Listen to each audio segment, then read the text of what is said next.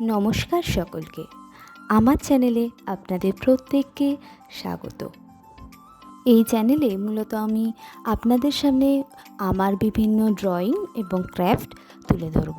কীভাবে খুব সহজে ড্রয়িং এবং ক্রাফটগুলো আমরা বানিয়ে ফেলতে পারি, এছাড়া ঘরের ফেলে দেওয়া অব্যবহৃত জিনিসকে কিভাবে আমরা পুনরায় ব্যবহার করতে পারি, সেইগুলোই আপনাদের সামনে তুলে ধরব। আমার আজকের বিষয় হাতে তৈরি উপহার। আমরা আমাদের প্রিয়জনকে সকলেই উপহার দিতে পছন্দ করি, তাই খুব সহজে খুব সামান্য জিনিস দিয়ে কিভাবে আমরা আমাদের প্রিয় মানুষকে খুশি করতে পারবো, তাই জন্যই এই ভিডিওটা। উপহার সকলেই পেতে ভালোবাসে, আর আমরা উপহার দিয়ে তার থেকেও খুশি অনেক বেশি হই। আর যদি উপহারটা হয় হাতে বানানো, তাহলে কথাই নেই, আনন্দ মাত্রা ছাড়া। কিন্তু সেই উপহার সকলে আবার মর্যাদা দিতে পারে তাও নয়। হাতে বানানো উপহার এমন মানুষকেই দেওয়া উচিত যা সে খুব যত্ন সহকারে সেটার মূল্য দিতে পারে। আমরা কিনে অনেক জিনিসই মানুষকে দিতে পারি, কিন্তু হাতে বানানো জিনিসের মধ্যে থাকে মিশে মায়া, মমতা, ভালোবাসা, সকল জিনিস। আর সেই উপহার যখন আমরা অযোগ্য মানুষের হাতে তুলে দিই, তখনই তার অপব্যবহার শুরু হয়, বা সেই মানুষটা হয়তো মূল্যই দিতে বুঝলো না। তাই উপহার, হাতে বানানো উপহার মেনলি এমন মানুষকেই দেওয়া উচিত যা সে খুব যত্ন সহকারে নিজের কাছে রেখে দেবে, এবং প্রিয় মানুষটির কথা বারে বারে সেটা দেখে মনে করবে, অনুভব করবে।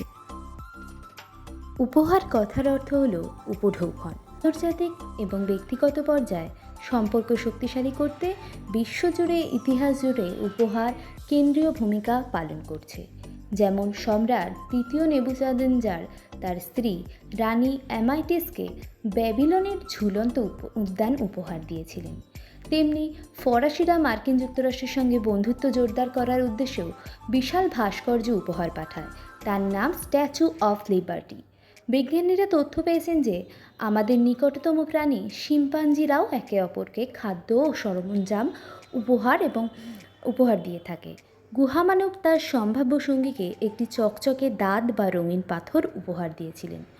রবীন্দ্রনাথ ঠাকুরের প্রথম জন্মদিন পালন করে তার 27 বছর বয়সে এসে সেই জন্মদিনে তিনি উপহার হিসাবে পেয়েছিলেন বকুল ফুলের মালা, বেল ফুলের মালা সহ অন্যান্য ফুল। আর আজকে আমি দেখাবো কিভাবে একটা উপহার বানানো যায়। কিছু কাগজের মাধ্যমে আমি একটা উপহার বানিয়ে দেখাবো।